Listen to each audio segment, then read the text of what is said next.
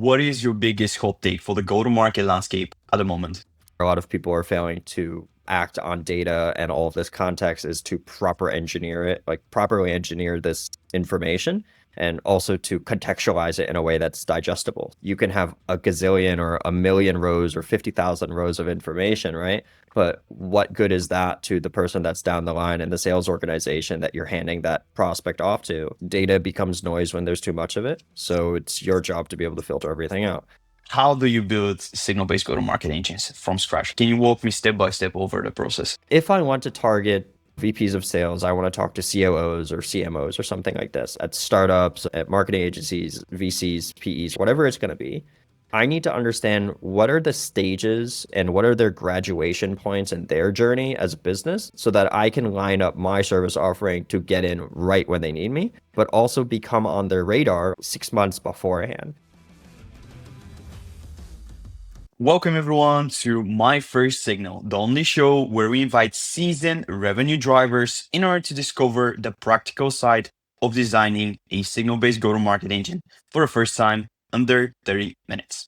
My name is Georgi, CEO of Signalbase. Now let's get practical. Okay, Spence, absolute pleasure to have him on the podcast. It's interesting that yesterday I spoke with Kevin White, a CMO, a marketing go-to-market leader, right? Today I'm speaking with you. You are also a former CMO, sorry, for multiple companies, and you keep on growing organizations. So it's my absolute pleasure to see how you design signal-based go-to-market engines today. First of all, pleasure to be here. I also feel like I just talked to you yesterday, which is like really funny. But yeah, happy to be here. It's the go-to-market landscape is like completely changing right now. So it's like interesting to talk to multiple people, including you, like how it's changing, like where the industry is going and so on and so forth. So I'm sure we're gonna like really get into the nitty-gritty of this right now. So let's go. Absolutely. Let's start with the fan favorite. What is your biggest hot take for the go-to-market landscape at the moment? People fail to understand that context is just context and data is just data, but they're missing the crucial element of intelligence. And how do we get intelligence or other than like orchestration in clay? So where a lot of people are failing to act on data and all of this context is to properly engineer this information, and also to contextualize it in a way that's digestible. You can have a gazillion or a million rows or 50,000 rows of information, right? But what good is that to the person that's down the line in the sales organization that you're handing that prospect off to? You're not going to give them 10 pages. You're probably going to give them a 5-minute scannable summary that they're going to go into 2 minutes before a meeting. So the name of the game in the good GTM right now is enablement. And a lot of people are just trying to say data. And that's like realistically the hottest take right now is you need to narrow your focus. Yeah, I absolutely love that. Simply because of the fact that since I met you, which was, I don't know, 4 months ago or something, you've been always hammering on data quality and contextualizing absolutely everything. Because at the end of the day, there is so much noise, right? Like, I also spoke with one go-to-market engineer. He said, "Oh, dude, I just turn off absolutely everything because there is simply so much noise." But then you lose initially the focus of it, right? Yeah, that's exactly what it is. Data becomes noise when there's too much of it. So it's your job to be able to filter everything out. So it's for me in my personal life, I filter out Instagram and TikTok. Like I never downloaded TikTok. For me, that's noise. That's just data that I don't need to have in my system. And the same thing about like in the business world, the data that you don't need to have in your system is just sitting somewhere in a database sometimes, right? So True. you need to be able to find actionable data. And this is something that I've preached for many years, even before I came into this like whole go-to-market engineering space. It's not about the quantity, it's about the quality. So the higher up in the funnel you choke the chicken, the better the quality, right? So it's just, Absolutely. yeah. Interesting that you mentioned then like filtering the data and all these things, right? So obviously you were very hands-on as well. So I'm wondering, and this is like the meat of the show, how do you build signal-based go-to-market engines from scratch? Can you walk me step by step over the process? Yeah, I can. If you close your eyes, I'll explain it to you. Yeah. So basically, if like imagining that nobody knows what signals are, right? But imagining that also, on another hand, that a lot of people do know what signals are. Signals, in my mind, are when some event occurs in the market or when something occurs behind closed doors. That is a signal. It's a single piece of data with low context. Intent is a little bit different it's like very different actually. My definition of intent is when some action leads is intent is when some action happens after or before a data point occurs as a signal, right? So like when somebody visits your website, it might not be a signal, but it might not be intent. So what is the data that you're measuring, right? Are they on your website? Have they clicked through your website to the pricing page? Have they stayed on the website? Have they scrolled to a depth of 60%? That's maybe intent. Have they commented? Have they interacted with you and your team? That's going to be intent. If they're just on your website or they've clicked your ad, okay, maybe that's a signal. But again, what is the complexity of that data? If it's more complex and it's more user driven, that's usually going to be more intent. With signals, how I've designed like my first signal and how I try to explain it to people is you have to start from the very beginning. So imagine you have your ideal customer profile, right? And let's use something from mine, right? If I want to target and I want to speak to VPs of sales, I want to talk to COOs or CMOs or something like this at startups, at marketing agencies, VCs, PEs, whatever it's going to be. I need to understand what are the stages and what are their graduation points in their journey as a business so that I can line up my service offering to get in right when they need me, but also become on their radar, get on their radar 6 months beforehand. Because what I've noticed is that, especially in the go-to-market industry, it's like you go like this, you announce that you've been acquired, you announce that you've taken Series A, you announce you've gotten Series B, and it's like, boom. And it's because everybody's listening for the same signals. That's fine. You can build a signal-based engine on these like lifetime data factors. Usually these are indicators. These signals are indicators that they are going to probably be doing something. Where the magic really starts to happen and what I do now is with Series A, you can look this up. What is the average amount of time that seed companies and Series A companies and Series B companies stay within their seed round funding, either before they go to raise another round or before they stay in that round and they don't take more investment? Usually that's anywhere between 8 to 16 months, depending on the stage. So it's pretty easy formula to understand. Somebody 6 months ago raised their C's round. Okay, maybe from 3 to 6 months from now, I should go reach out to them and see if they're gonna go raise their Series A. Maybe that's a closed door conversation. So you have to think ahead. So when I first built my very first signal engine, it was just like, hey, let's go listen to a seed round funding. Let's go to YC, like Y Combinator's. Oh, who got inducted into YC? Who XYZ. And this is like the easiest way to build your very first engine because you just look at who has money and who's ready to spend it. But a lot of people already have their vendors picked out. So you have to reverse engineer. I would recommend people to reverse engineer the thought process of waiting, really. You should do waiting plus math. Super interesting. It's also the fact that you didn't mention, oh, I use this too and that too. This is what I love about seasoned marketing people. They would get the fundamental right, and only then, whenever they see it's actually working, then they will buy it too, rather than the other way around, which is something that you mentioned, by the way, on your own podcast too. So shout out to your podcast, guys. It's actually quite nice. Like Spence talks about a lot of strategy, a lot of fundamentals. So definitely make sure to give him a follow on LinkedIn. Okay, but what is like, how do you scale that from there? You have to figure out like the scenario of scaling something that's going to be evergreen. And evergreen is the word that I like to use when I go into like different conversations with different types of executives too, is evergreen is something that just never runs out, right? It's like it's always going to be available. It's going to be slow drip coffee when you're waiting for things to come into the bucket and you can pour your coffee, but at the end of the day, you're going to get a full cup of coffee, right?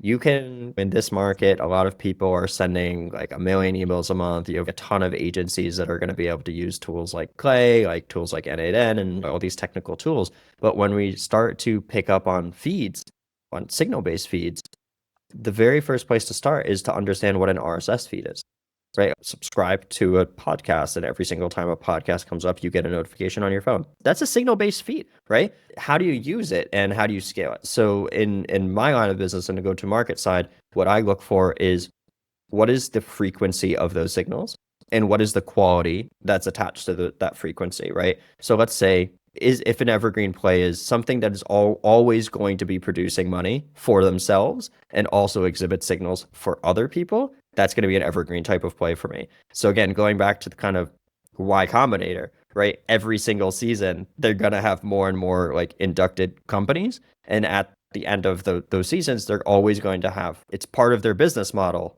to be able to induct more. That is going to be evergreen. So as long as they're in business, you can pick up on the data that they're putting out and use that as a signal for you. Again, you do a lot less work up front because it's not like really a custom signal. Yeah. A custom signal, on the other hand, is like looking at like SEC filings, right? That's not going to happen all the time. So where do we get that data? Where do we look at people on LinkedIn? Are they talking about hiring an AE? What are these custom things? So you have to be a little bit more creative. But something that's like scaling right now is just layering these consistent hiring signals, layering these different types of like custom signals. But then again, if you're doing it, everybody else is doing it. So you have to be a little bit more creative when it comes to scale, and then also layer that on top of your other strategy.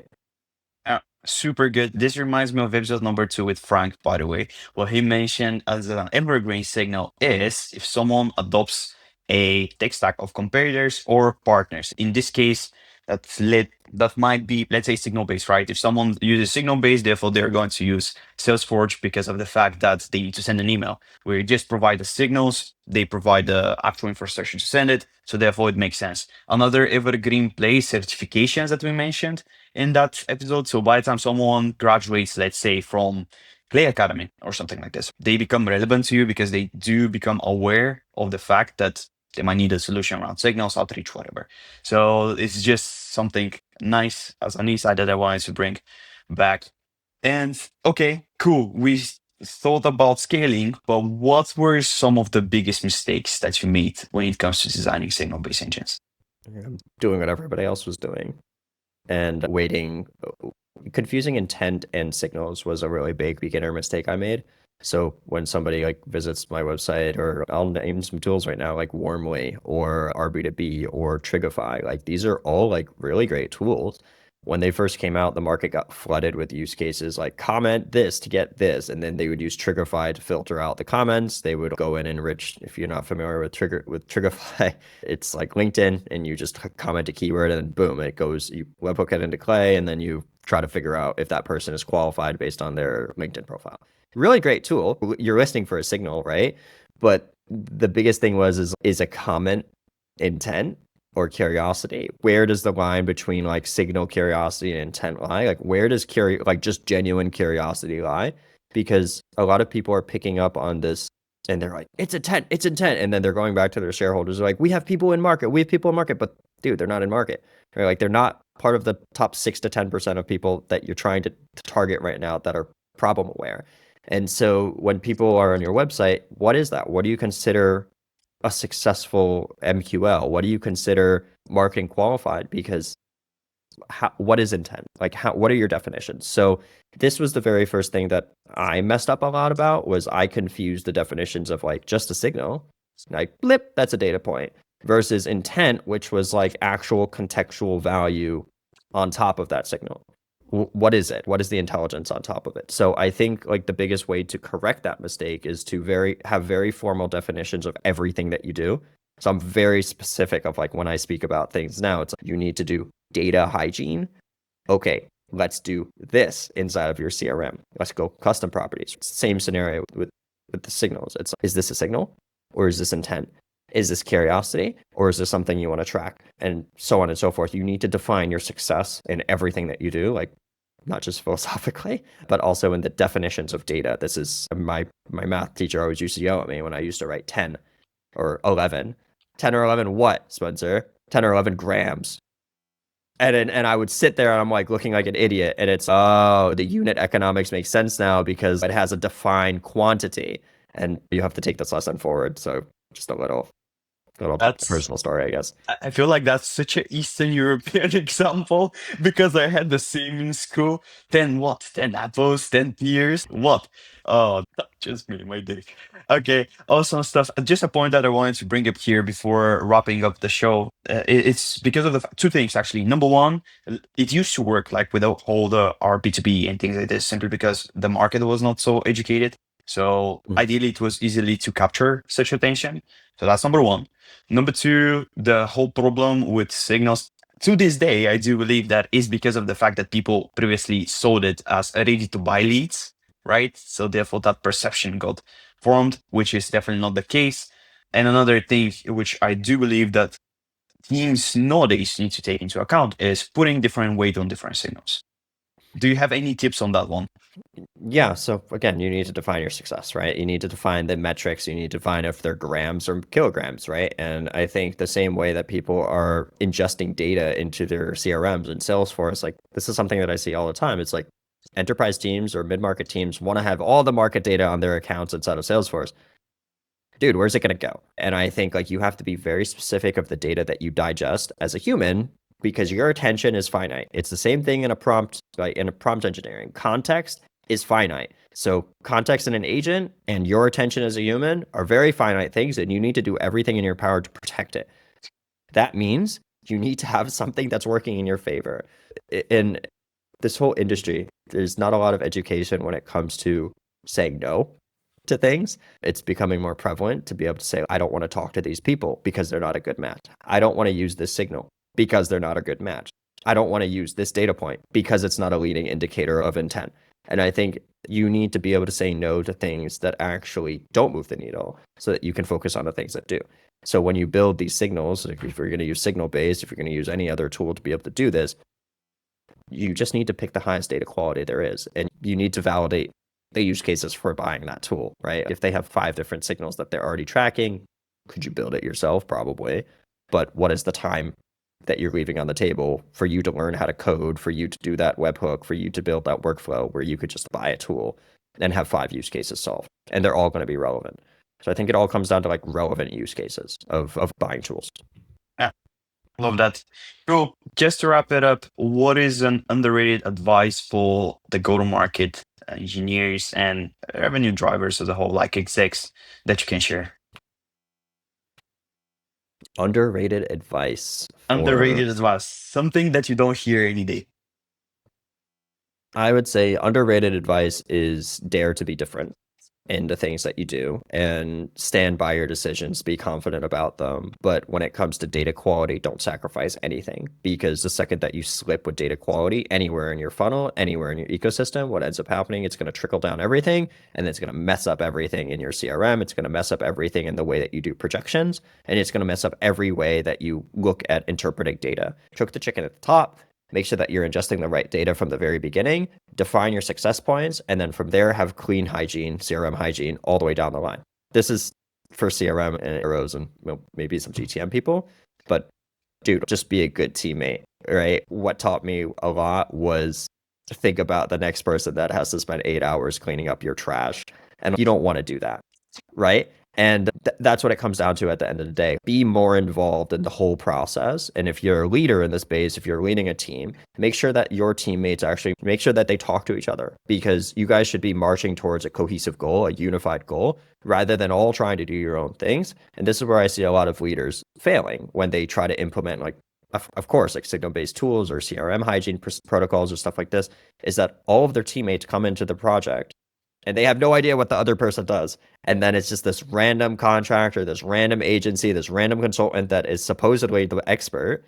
But now they have to spend all this time picking up everybody's pieces and trying to stitch them together.